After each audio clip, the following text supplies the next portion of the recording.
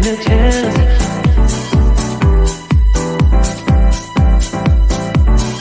Telling me to dance, taking a chance.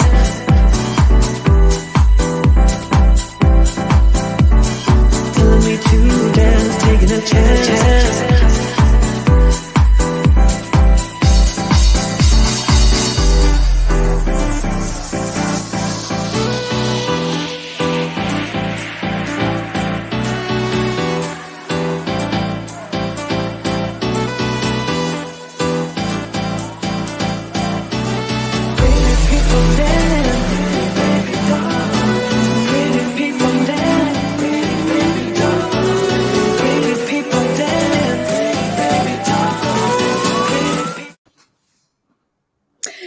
Hey everyone, thank you for joining us for this Tactical Tuesday. I'm obviously not Corey or Tiffany.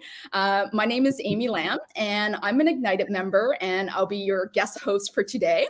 It's my first time at it, so I realized I already made a little boo-boo when I put that announcement up. It talked about boot camp, so no, we are not going back in time. That was an old announcement for boot camp in March, but I'm sure there'll be a boot camp at some point in the future.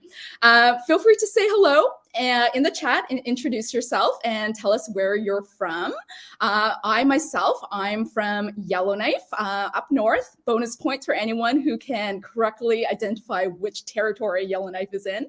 I invest remotely in Toronto and Edmonton, but recently I've pivoted to a land development focus. And this is a direction that I know a few other IGNiTED members have switched to in this weird investment time that we're in. So when Corey and Tiff asked me to guest host, I thought this would be an interesting topic for us to engage in, talk to a few of our IGNiTED members to see what's working for them and what's not. So we've got 3 IGNiTED members here today to share with you their journey in land development and some insights of what's working for them. We got Adrian Ellis, who's actually one of my partners in one of the land development projects that I'm working on. We got James Rakundo and Sylvie Lalancette. So we'll just start with a little roundtable and get everyone to introduce themselves. So James is in top corner for me, so I'm going to start with you, James.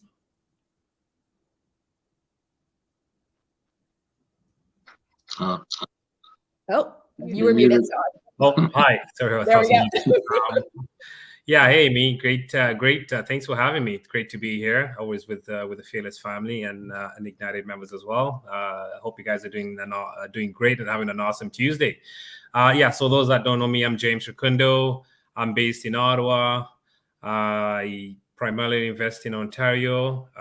Recently, kind of just switched tacticals to land development, but I'm all over the place. I love multis and land development, and just been around this space for a little over a year, but just learning, networking, growing, and land development. Awesome. Thanks for having you here, Jane. Thanks for joining us. And Adrian's on my bottom left, so I'm going to go to you, Adrian. Hey, everyone. My name is Adrian Ellis. I live in Oshawa, and I've been investing in Ontario mainly, doing duplexes, conversions, and some flips. And recently bought a property in BC, actually, for development purposes. And like Amy mentioned, I'm with her on the Calgary project that we're trying to develop. Awesome. And Sylvie, you've been on here before, but introduce yourself to some of the new people that may have joined us. For those who haven't met me before, I'm Sylvie Lalancette. My husband Andre and I, along with our partners Julie Conrad and Michael Conrad, we invest primarily in Ottawa. We live in Ottawa. And basically we have in the past invested together on multifamily buildings. And now we're looking at land development, both raw land and also infill. So basically converting existing buildings to a higher purpose, as we call it. So converting our own strategies like everyone else, trying to pivot, but basically having fun doing it. That's awesome. So it sounds like all of you guys here, land development wasn't your first focus. So I'd be curious to know how you got into land development and why is the strategy that you are choosing in these times right now? Yeah, I could start off and say definitely when I started my journey, one of the things that you get intimidated right away is land development, because I mean you see that in the space that we're working with. The way I got into land development is I just took the opportunity. The project that we're working on right now, it's a 10-unit multifamily property sitting on some acreage, approximately 2 acres. So the opportunity for this project here was more like, it has a property that's on there with a bit of land. So again, we just, we knew that the land was there, but again, it was more of an opportunity to say, you know what, if it worked out well with the land, then so be it. And then we dug deeper into it and found out there was a great opportunity with the land, and that's how I kind of got into the land development.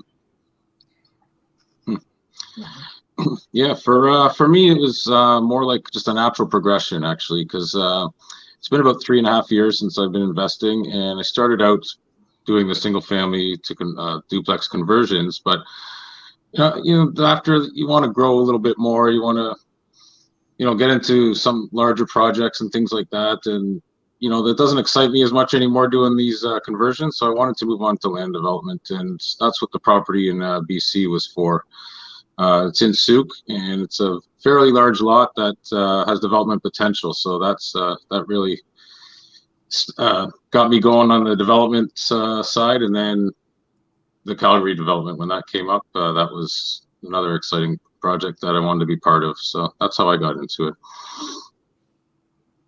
Indeed. Yeah.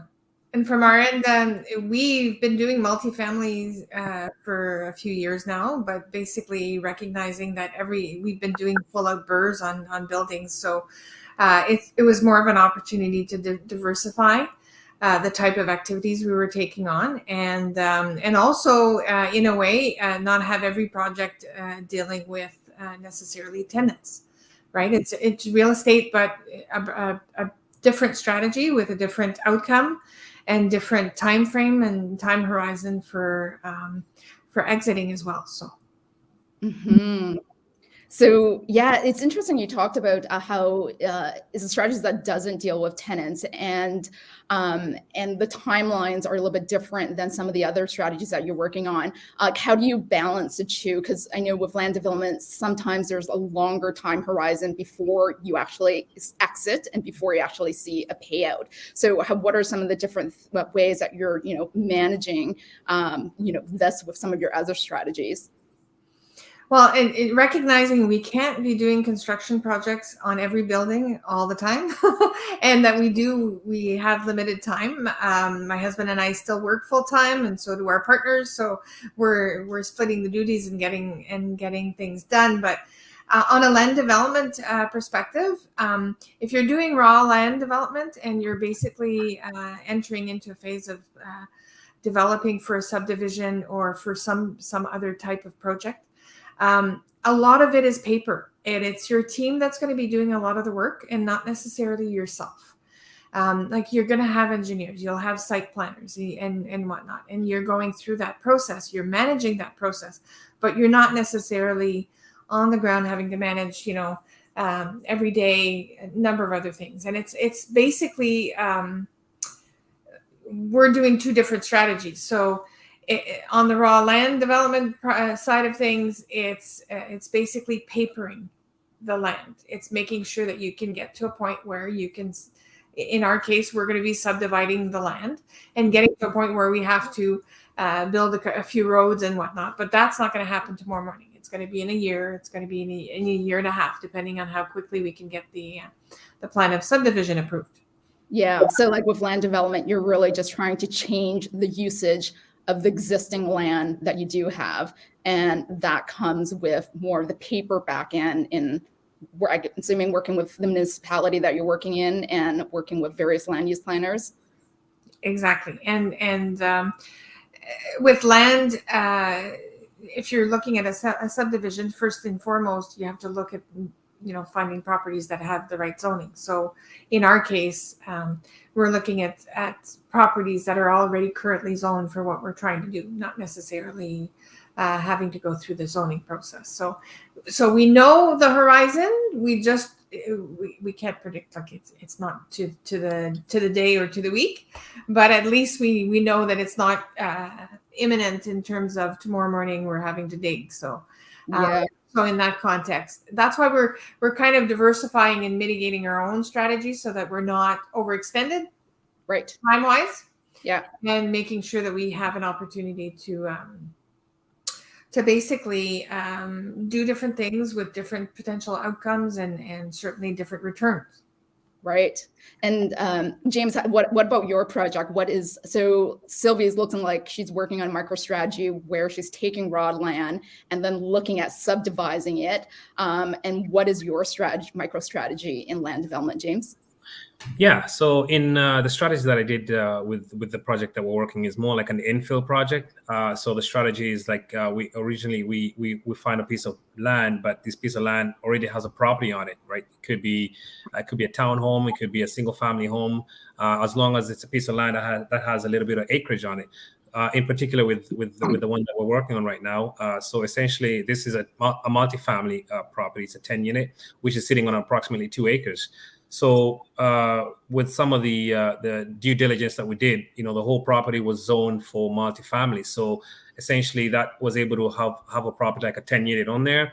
And with the opportunity that we saw that we could use some of this land, we looked into what are the options that we could do with this land. And we quickly found out, working with a planner and with the municipality, that this was a piece of land that we could actually maybe sever it into different parcels with potential different exits on it, whether we want to continue building on the property, or we could essentially maybe sell some of the lots to potential buyers. So it's more like an infill where we find a piece of property that has maybe a current property. Like I said, it could be a single family home that could carry the costs of having this whole piece of land until you're kind of ready to take the next step, whether you want to build or sever it or sell it, different options. Okay, so that's interesting. So with your strategy, James, it sounds like you actually didn't go into your project with land development in mind. Like you weren't actually looking for a land development project. You got, from what I'm hearing, you bought this multi-to-burr, saw that it was on 2 acres and had potential to actually do more with it. So what are some of the steps that you took to figure out whether you can do more with it? Like, how did you find out, whether it can be zoned for doing more? What did you look at, how to increase the density to build? Like, what are some of the things that you looked at? Yeah. So when we started when we looked into this property overall, again, it was more like an opportunity, like I mentioned. So this was a 10 unit. It checked off all the boxes and the criteria that we're looking for this multifamily as a 10 unit, where it had some potential where we could do the burr and get this property to perform at full potential. But then the opportunity came when we saw the land. So we did some due diligence right away off the bat. Like the zoning again was zoned right where we could increase the density on this property, where the zoning allows for multi-residential. So essentially we could probably build another multifamily on there, or we could maybe add build some townhomes on there. And then part of the due diligence as well was that we found out that it kind of has like the proximity for like location wise, so it's near the highway to transit. So there was just a lot more due diligence that worked out from the multifamily perspective that carried on over to the potential what this land can do. And did you hire a planner for that as well to figure out all the zoning and what's possible for that area that you're in?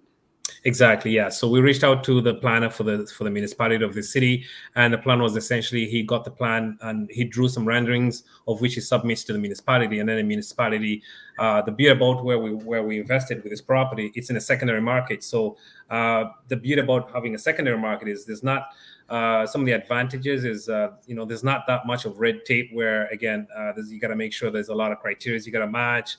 The return in the timeline for them to get back to you is a lot shorter compared to like a primary market that you're going to be investing in.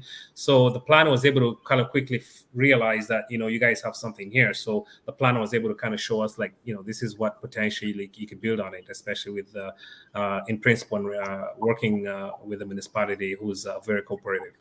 Right. So, okay. So it sounds like both of you guys have a strategy of severing, subdividing. So taking an existing piece of land and increasing its usage by creating smaller lots out of them.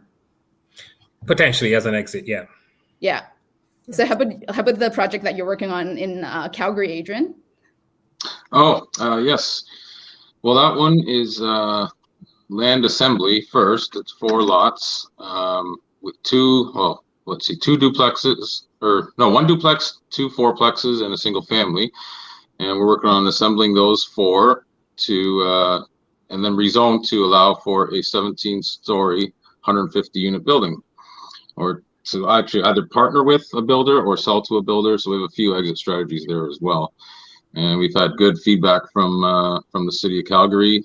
We spoke with the planner there, and yeah, I mean, also this already exists across the street. There's plenty of buildings in the area that have been put up recently, so we know that we have the potential there to really make this a large project that's very profitable as well. So you're talking about like looking at a potential, like, so is that part of your due diligence process when you're going into one of these projects to see the possibility of changing the use of what you have? Like, what are some of the due diligence that you guys did for this? Yes, we did some due diligence on finding out what the potential was for that property for its highest and best use. We knew that it was really important to get all 4 of the lots, and the 4th one we're in negotiations right now. It's not quite locked up, but it should be shortly. So yeah, just we knew that we had to get those 4 to get the greatest potential for this project. And for that one, were you guys, I know like James sounded like he got a little bit of a magical situation where he bought this property to Burr and then found out that there's an additional potential to actually do land development on it. So for this one with the 4 lots, did it all come together, or like how did you guys pursue it? Well, it didn't all just come together as well. Like how did you approach how to get all 4 of these lots? Well, yeah, how it started out, the first 2 that were on MLS from one owner. And then the next property beside it was another owner, but we had to approach that owner and see if they wanted to sell. And there's a bit of difficulty there as well. He was not too cooperative initially, wants top dollar because they know that we're looking to develop and they think we have deep pockets. So yeah, so that was a bit of work there, but in the end it came through. And that's the same going on with the 4th one as well, which actually the owner of the 4th one will be possibly bringing them on as a LP partner in our GPLP structure. So Karina has a question there. And how many years did it take to get the 4 lots in Calgary? Like, what are some of the timelines you had for the project? Oh, okay. Well, March, I believe, is when we got the first 2 under contract. March or early April. And then the next one was beginning of May, I think, 1st or 2nd week of May. So it wasn't, yeah, definitely not years, more like weeks. Yeah, and then the next, the 3rd one, or the last one, the 4th, the first 2 were one owner. The 3rd one was the 2nd owner, and now the 3rd owner of the 4th lot is, yeah, coming together as well. So that could be just a few weeks away before that's done. Right. So that's like, I know in land development, that's quite important because as you're holding these properties, you're generating holding costs. So it is pretty important to be able to get in and get out as quick as possible. Yes, definitely. And in this case, we have the 3rd lot is a 4-plex that generates about $60,000 of income a year. So we do have that as well. That's helping carry things while we do our due diligence with everything else. All right. So like talk a little bit about that. So, what are some of the different strategies you guys are employing while you do all this paperwork, which can be unpredictable because you do have municipalities involved. James, you talked about using like working in secondary markets with less red tape and things move a little bit faster. So that could potentially move along your project a little bit faster. So Adrian, you're in Calgary. Sylvie, your project is in Ontario, right? So like, what are some of the different things you guys are doing to mitigate, the lengths of time that this project is going on as you're dealing with municipalities and that red tape? And how do you look to minimize your costs for other holding costs and due diligence during that time? Well, for example, the one that we're doing, we're talking land development. It's raw land. There is no building on it that's generating revenue. So, our first and best strategy is actually using creative financing strategies. So, it's actually not outright purchasing the property until you're ready to actually sever or to subdivide, right? So, using either an option to purchase or an agreement for sale strategy where basically the actual purchase takes effect only down the road, not automatically from the get-go. That limits your cost. You're not putting a down payment. You're not getting financing right away for the whole piece of land. You're actually just focusing on your development costs, which are the soft costs, the engineers, the environmentals, all of the costs that you need to incur to get to that approval with the city. And recognizing some cities will take a bit longer. So your best strategy to start with is to not purchase, but rather have an agreement with the seller so that you can do all of this and not necessarily have to dole out the money right away. Yeah. So what would be the benefit to the seller in this type of strategy? Because they're basically holding this land, this property for you, and they can't sell it to someone else. So the benefits are, it depends on the situation. In our case particularly, there are questions as to whether or not the city will allow the subdivision, primarily because the seller actually has an approval to sever, but automatically if the property were to sever, it would actually change zoning.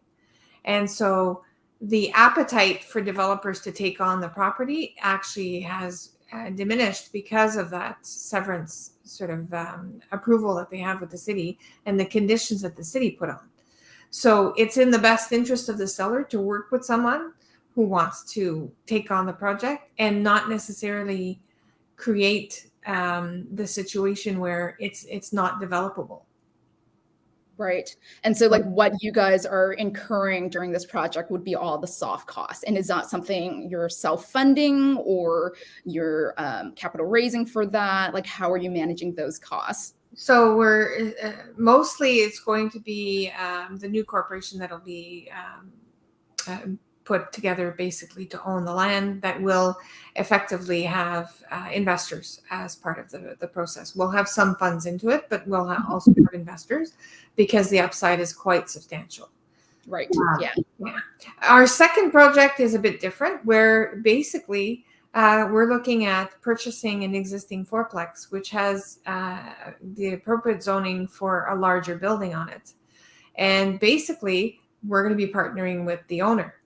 And they will be their equity and their contribution to the project will be the actual ownership of the property while we do the rest of the steps of basically obtaining permits, obtaining approvals, and of course vacating the building and then demolishing and starting to build. So there's all sorts of strategies. You just have to find the right strategy for the property and for the seller in particular that you're buying the property from. Yeah, so I'm glad you mentioned that because I know like James had talked about it in the beginning and how land development seems like pretty advanced. It seems like something that is larger scale. You're seeing these large developers, but how can retail level of investors like some of us are, how do we get involved in these projects? I know 17-floor building that it's pretty out there, and it sounds like raw land that sounds kind of out there. What are some of the other smaller scale land development strategies that someone who may just want to dip their toe into this, what can they do? Yeah, I could answer that. So yeah, I mean, like you said, land development is not your typical first-time investor project, because again, it could be something that really kind of intimidates you right from the beginning. But some of the ways that I really think somebody in an entry point level wants to kind of enter into land development would be, again, maybe concentrating on a secondary market that might have some of the criteria that would make it a viable investment.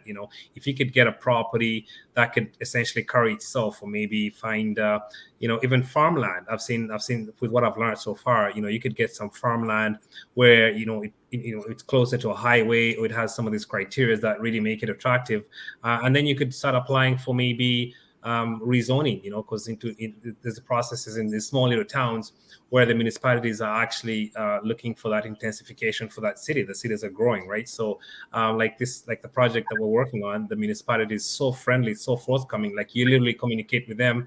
The time zones are a lot quicker compared to a primary market, keeping in mind obviously the returns are going to be not as substantial as maybe in a hot market. But again, there's less red tape. You kind of go back and forth. Essentially, the city or the municipality can be like your partner on this, because you guys bounce ideas off each other, and that would be something that can really get you into knowing what is best and how you could really approach projects like this. Maybe another example is just to, if you really want to work maybe in a primary market, is to look for maybe areas that are like transit oriented, because I know that's something that's really big in the Right. land development side of things. If you can get a property or a piece of land that even doesn't might have anything on there, but just like you're in that transit oriented area, I believe it's about 600 to 800 meters from public transit, that might be able to work in your favor, where you might go to the city and ask them, maybe I want to rezone it, because they could, the city might be open to kind of changing the zoning on that, where you could put another multifamily. Just those are some of the different ways somebody could probably enter into land development. So what are some of the research you guys are doing to understand the possibility that something can be rezoned? Because so much of land development is changing the use of the land and trying to get a better use out of it. So, what are things that you're doing to, mitigate the risk to know whether this is a possibility or not? What are some of the things people should look out for? Well, to answer your first question on the type of research, so you're looking, you sometimes you'll just basically go out for a ride and try to figure out which areas are actually changing. If there are areas where you basically see single family homes and all of a sudden there's a 12-story building right next to it, then you know that area is prime for potential development. Yeah. It's looking at the official plan for your city, your market, whichever market you're looking at, and looking at where the city is planning to increase density and intensify the area with either multifamily buildings or significant increase in duplexes and other types of amalgamated housing, or from a commercial perspective, looking at where they want to bring in new development in commercial applications. So you look at that. You're also looking at what area is in high demand for rentals for multifamily properties, and the highest and best use is always based on the existing zoning that's there, whether the surrounding zoning looks for something higher. So like if you're lucky enough to find the right zoning and say, okay, we already have an R4 zoning, for example, in Ottawa, well, that allows you a 4-story building to a maximum use, right? So that's already much better than a single family home. Right. So you don't necessarily always have to go and rezone, but you want to find those properties that already have that capability. And then the question then is what's around it? If every second property is becoming a bigger and more dense building, then you already know that there's approvals coming, at the end of that tunnel, because the city's already approved it for 3 properties down the road, right? That's super interesting. Like, Adrian, you talked a little bit about that, and Janet had a question here. What area do we acquire those 4 lots? So that's in Calgary, can you talk a little bit about what Sylvie was talking about and how looking around the neighborhood, see what else is there? Because, I think what happened in Calgary was quite interesting in what was surrounding these 4 lots that you guys got, or we got, because I'm a partner in this. Yeah, no, definitely, yeah. Yeah, our 4 lots are just like 4 houses sitting there and directly like on a corner, northeast or southeast corner. And then just south from there is about a 4 to 5 story multifamily building there. Directly across the road, there are 4 towers that are 17 stories, which is where we picked that up, and we'll be able to possibly do that. And then I think a little further south from there, there's even more towers. Like I haven't been to Calgary yet to see it, but it's definitely in the plans for this summer. But yeah, I mean, like just looking around, it was just like a no-brainer just to pursue these lots and go forth with that and try to zone to allow for that potential. And then James talked about having that back and forth and active collaboration with the city before you go into any of the projects. So, can you talk a little bit about what happened there with this project? Yeah, we always spoke to, well, one of our members, team members spoke to the builder from across the street. And we also spoke with a counselor from Calgary. That actually, he was very generous with his time. We got on a Zoom call with the whole team. There's 6 of us in this team. And yeah, we had about a good half hour, 45-minute discussion about the potential plans and even gave us suggestions on it. So just based on that, we knew, Calgary is very friendly towards development, especially this area. It's a Manchester redevelopment. There's already a plan in place through the official community plan. And yeah, so they were just very, very friendly with everything and used all the suggestions. We just knew the potential was there once we had the support from the city. Yeah. So you guys talked a lot about doing that upfront research and, talking to engineers and planners and stuff like that. What are some things that you guys did to build your team for that? Like James, like you're actively right now, like where in the stage in the process are you with yours? So right now we're communication with the municipality, kind of going back and forth. So they came back with a proposal saying, we can be able to put 31 more units onto this project. So now we're trying to see what is the best and maximum use that we could do with this property. Are we gonna we're trying to figure out where we could get maybe. So you had 10, but then you can go an additional 34. Is that what you're saying? Okay. Wow. Okay. Yeah, it's pretty wide. Yeah, so there's 10 units on there, and as soon as we kind of proposed to the city, with the plan, it says the planner kind of made a plan out and said, okay, maybe with what we see here, we could actually go for the maximum and see what the city comes back with. So I think quite a crazy number that we went with, and then they came back and said, no, you can't put 50 on here. You can only put like 33. We're like, okay, we'll take 33 because fine, that's doing awesome. So now among the 33, we worked with the planners to see, okay, how best can we do it, because obviously we can't just put a bunch of multi-families in here. So we try to make it a diverse, at the same time keeping in mind, making it more like a community feel. We don't want to just put like buildings there and just trying to make it not look like a community, right? So we want to kind of put some townhomes. So we're mixing it, some townhomes, some semis, and another multi. So it's more like a community feel.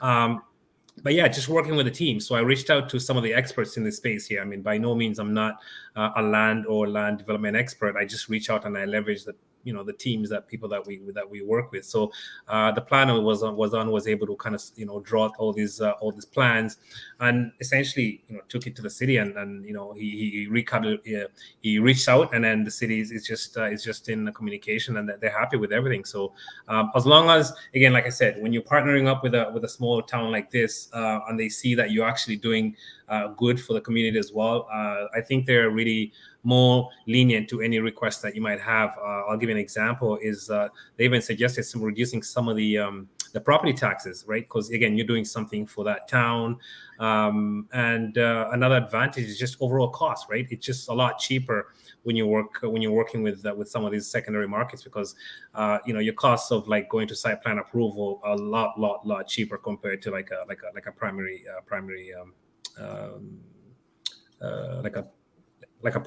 area, the hot markets. So Janet had a question here, and would you guys suggest talking to a council before you apply to, if you're looking to rezone? Like, would you do that before? Like, where in the stage would you do that? Would you do that before you get something under contract, or how much research are you doing before you actually dive into the deal? So it depends if you mean council as in legal counsel or the actual city council.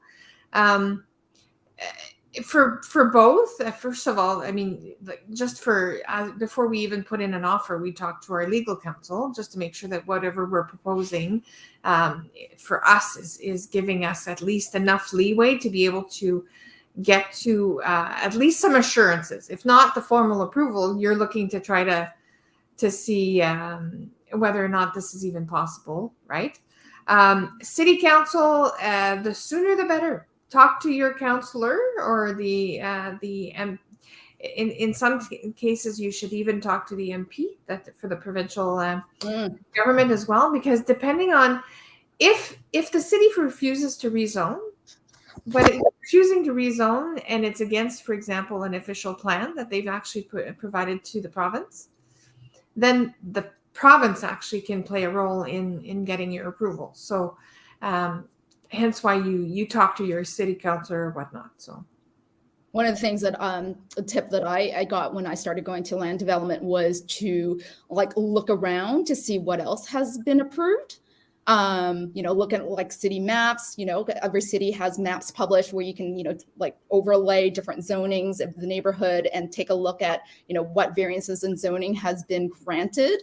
Another tip that I got was also to look at just pay attention to the city council meetings, and there's committee of adjustment stuff that are posted online, and so much stuff are posted online, so you can pay attention to what city council is doing, what type of projects they're approving, and what they're looking for their communities. And doing that upfront research will help you identify what sort of projects are viable and could actually be approved. Mm-hmm. Yeah, and just to Janet's question there as well is, what I did with my property in BC, I went and contacted council before. I spoke with the planner there, and just wanted to find out what the potential zoning could be. And they came back and they said you could have medium density residential or mixed use commercial residential. So, and I got that response within hours of actually I sent an email to them, and then they got back to me. So. And which municipality was this? So this is unheard of, getting back to you in hours. We want to work with that one. It's a town of Souk on Vancouver Island. Okay, Funny thing is that person that got back to me is not working there any longer. But oh no. Nevertheless, but definitely it's a great point to go and contact them first and see what the potential is. Yeah. And also look at the community plans as well. Yes. That's key. Yeah. Every city will publish an official community plan. So take a look at that and see what their vision of the city is and what, their plan for land use is. And then I got a comment here from Grant. He's talking about environmental assessment. So that is a key point, because ESAs will have to be done if you're looking to develop the land and build something else. So where are you guys in your projects for ESA, and what sort of due diligence have you done around those areas? So just to answer that one, so again, ESA was part of the due diligence that we're doing for the multifamily or for the property that's sitting on the land. So really, we had to make sure that it passes, and that we don't need to go to phase 2 or anything like that. So there was no environment, there was no soil contamination. It looked like again, just part of the due diligence that you do if it was any other property, just to make sure that you cover some of these, because you don't want to go deep into it and realize you're going to have some of these setbacks on your whole project. So I think it's key to really kind of do a lot more due diligence, especially in land, because as much as it's lucrative upfront, it could really, really take you underwater really quickly if you're not careful. Yeah. Yeah, definitely. Sorry, go ahead. Right now, we're just actually starting the due diligence process. We're just finalizing the actual agreement with the seller. So we're going to be, our next phase is actually going through due diligence and doing ESA, the environmental assessments and seeing. But We know the property very well. We've known it for many, many years. So the likelihood of having issues is minimal just by the fact that we know the property very well. So In my conversation with you, it sounds like you are very close to that property. very close to the property. Yeah, it's very close to someone's backyard. So, how about the Calgary one? What sort of, ESAs and phase ones, or have you guys had to go to any phase twos, Adrian, on yours? No, not yet. We have the phase one that's for the first 3 lots is going to be clean or has been clean, and it's for the 4th lot, which is on a corner, and adjacent to that was a auto shop at one point. So that's the only one that's a bit of a concern right now. But we're still in the process of doing that on the phase one there, and we'll see what that comes back as. And also, in the Calgary project, the city of Calgary actually they're very development friendly, was what I've found. And they have a lot of resources on their website. So you can actually, for I don't remember, I think it was it $10, Adrian? We were able to take a look at, whether phase one or phase two was done within a certain area. So we can kind of get a sense of whether we would have to go to phase two if a nearby building has gone to phase two. And then being public bodies, and me as a public servant, I would know this, is that you can get access to public information. So you can actually put a request in. It's usually $25-$30 and say I want the development permit for this building. And they will process it and they will give you whatever they can disclose that doesn't have, violate any sort of privacy laws or anything like that. So you can get public information and do some research that way as well. Yes, definitely. That's what we did actually with that property across the street with the 17-story towers. We got their report, and that was very helpful for us. Yeah. Another thing I can add on top of that is, you can go to the interactive maps of your city, Right. and then you can actually get some of those reports from there. And actually, another way is that you can actually go back in time, where you kind of look at that map of that area that you're trying to tap into, and kind of go back just to get an idea to see what was there 10 years ago, right? Just to give you an sense of what this problem might be, just to give you, again, just a great insight on some of the due diligence that you can do. Right. And depending on the city, the maps are very sophisticated. They go down all the way to whether there was landfill there at any point in time, whether there are city-owned trees on the property, all of these types of bits of information that can have an impact on how long and who you need to consult to get approvals. Yeah.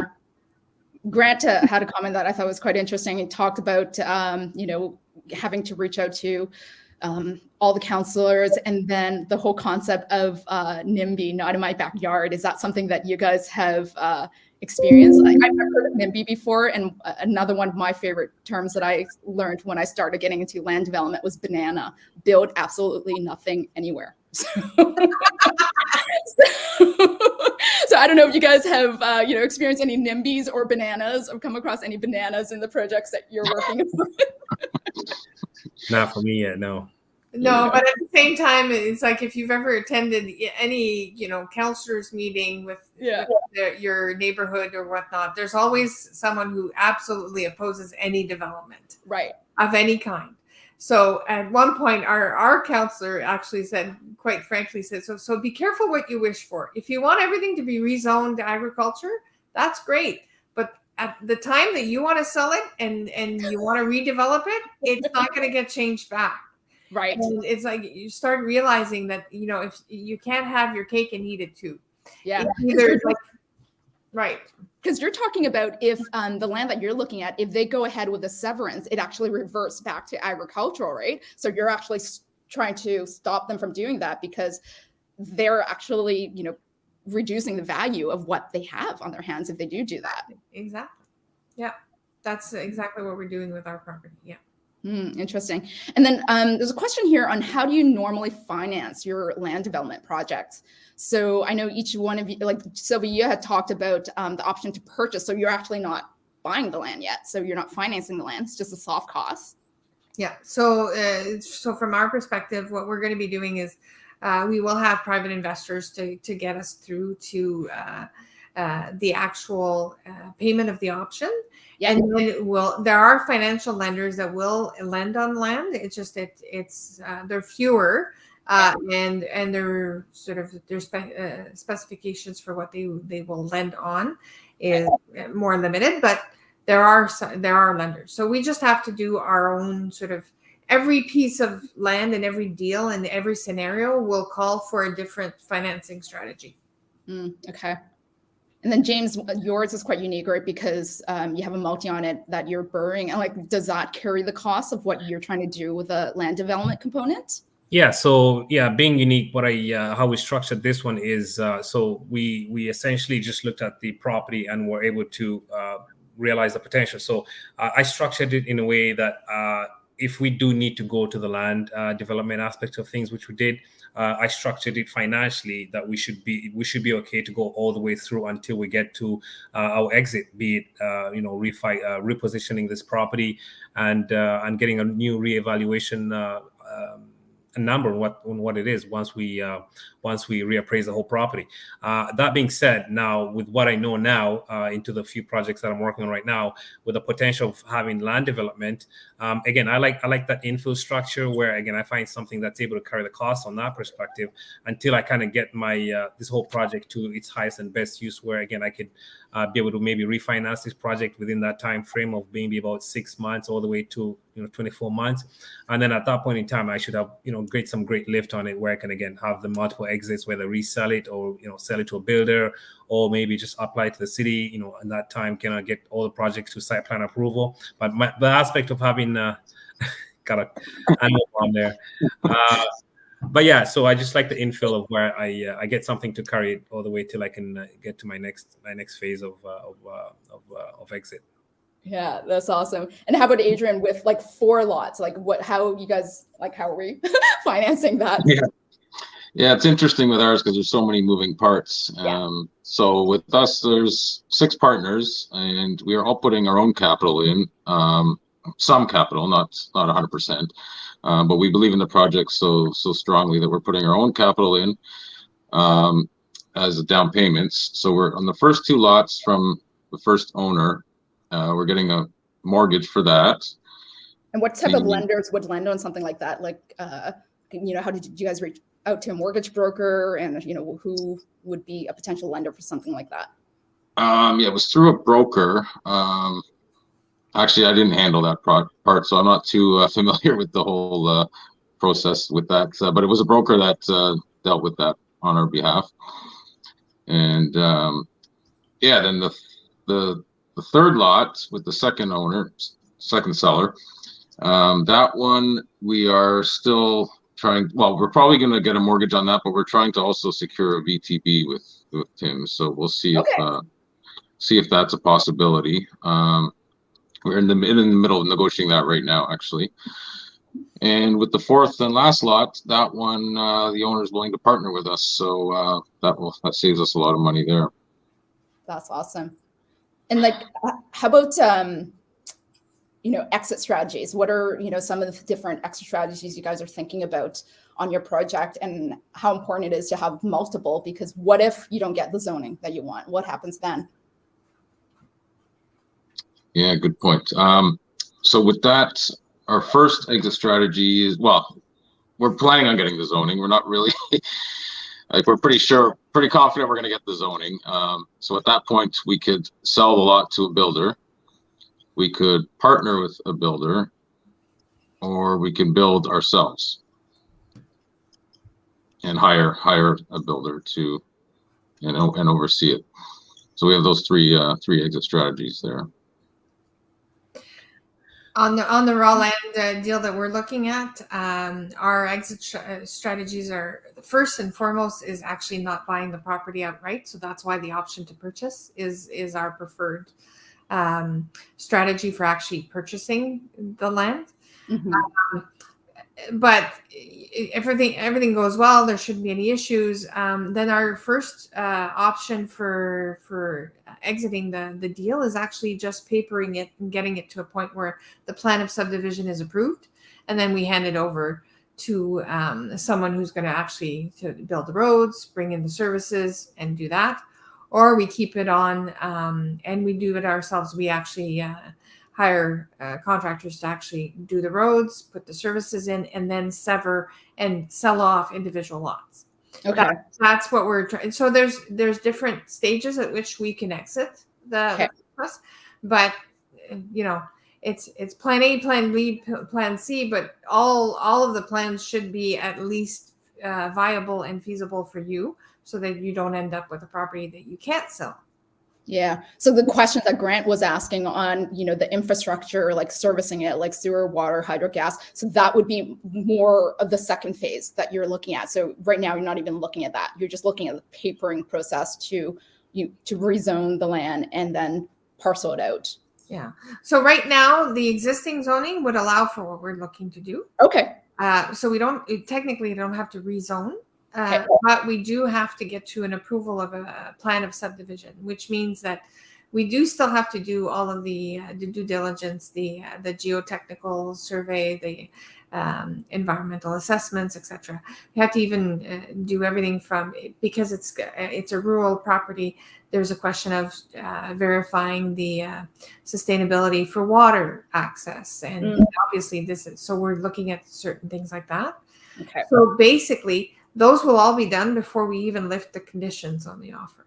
Okay, that's amazing. So, and basically, we know that it's going to cost us money, but that's a risk that we're taking. So that, but at the same time, the sellers are not on the hook for any of it either. So there are benefits to both, right? Yeah. And like, how about yours, James? Are you like researching any of the development charges that you may incur for your project? Yeah, that's something that again we'll do when we go to the second phase, into, you know, once we've realized what we're able to being able to get, because I think with land development there's such a tremendous lift in potentially just getting maybe a piece of land or just rezoning it to when it's probably ready to be developed on. Just again, putting that much lift, and a lot of that creates a lot of exit strategy at that point, where you can either again sell to a builder or maybe, you know, refinance like ours. We're refinancing it at that point in time where we'll be able to have that much valued lift. But again, in regards to now into finding out what the costs are going to be to get all those utility services into that lot. Now that comes at phase 2, where you're going to now start budgeting your numbers to see if this is going to make sense at that point in time with what could be put on the property versus what you want to do if you want to kind of just build on it. So I think that kind of depends on where you are with that point in time. That's when you'll be able to be in a better position to see if the numbers make sense at that point. Okay. Like James, you talk about, you know, lifting the value of what you guys have. Are you, as part of your due diligence process, are you guys, you know, hiring appraisers to take a look at what the future value would be if you get the zoning, if you get the severance that you can? Yeah, definitely. So we got an as-is appraisal when we started the project, and the same company offered to do an after repair value in the multifamily. We got that scheduled in to get the after repair value. Now, this, keeping in mind, is once we get the project to like site plan approval and we have all these agreements from the city, it just creates that tremendous lift. So yeah, definitely we have a plan to get that after that appraisal after we do the lift. Yeah. Is that similar for what you guys are doing, Sylvia, or are you guys taking a different approach? No, we'll be doing the same thing, but effectively, that's when we're talking about papering the deal, it's basically you're bringing it to a point where you've got approval. So right there, your property is no longer worth the initial price. It's actually worth a lot more because all of that process has taken place. And we're not talking market appreciation. We're talking about value in the property. So if you have to rezone, that's worth something. If you're getting site plan approvals, that's another uplift, right? And then if you build the roads and do the severance and bring everything in, that's another uplift. And if you build on each property, that's another uplift. So there's all of these stages where you can, you know, a property can double in value just by the fact that you've rezoned it, or it can triple the value if you've now gotten to site plan approval. Yeah. And then how about Adrian in Calgary, like, you know, assembling the 4 lots, like what does that do to the value of the lot versus individually? Yeah, so basically the purchase price of the 4 lots combined is about 3.2 million. But we had it appraised by CBRE for just the 4 lots combined and rezoned.